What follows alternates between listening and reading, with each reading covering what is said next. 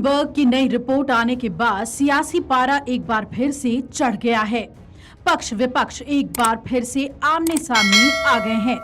कांग्रेस और टीएमसी, सेबी प्रमुख माधवी पुरी बुच और केंद्र सरकार पर लगातार हमलावर हो रही है। इसी बीच कांग्रेस के राष्ट्रीय अध्यक्ष मल्लिकार्जुन खड़गे ने भी केंद्र सरकार पर निशाना साधा है और कहा है कि इस मामले की जांच होनी चाहिए। आइए आपको बताते हैं कि खड़गे ने केंद्र पर निशाना साधते हुए क्या कहा।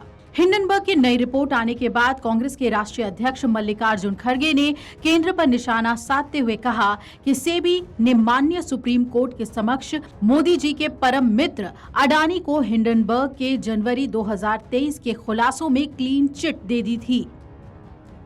आज उसी सेबी के मुखिया के तथाकथित वित्तीय रिश्ते उजागर हुए हैं।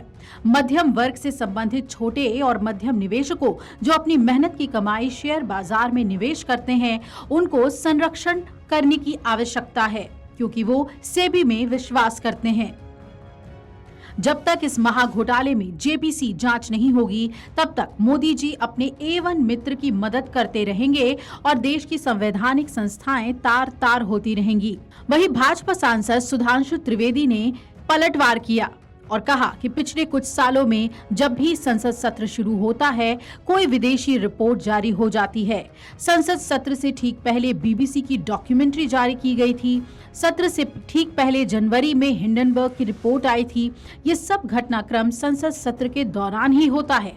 विपक्ष के विदेश में ऐसे संबंध हैं कि भारत के हर संसद सत्र के दौरान अस्थिरता और अराजकता पैदा करते हैं। वो भ्रम फैलाकर भारत में आर्थिक अराजकता पैदा करना चाहते हैं।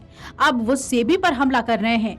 कांग्रेस पिछले 30-40 सालों से हमेशा विदेशी कंपनियों के साथ क्यों खड़ी रहती है, यूनियन कार्बाइड के साथ क्यों खड़ी रहती है।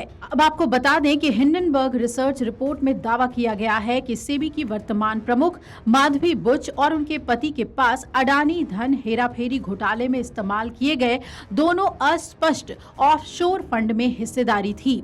हालांकि सेबी प्रमुख और अडानी ने इन आरोपों को सिरे से नकार दिया है। अब हिंडनबर्ग की नई रिपोर्ट क्या कहती है? 10 अगस्त को जारी नए हिंडनबर्ग रिसर्च रिपोर्ट में आरोप लगाया गया कि सेबी की वर्तमान प्रमुख माधवी बुच और उनके पति के पास अडानी धन हेराफेरी घोटाले में इस्तेमाल किए गए दोनों अस्पष्ट ऑफशोर फंड में हिस्सेदारी थी।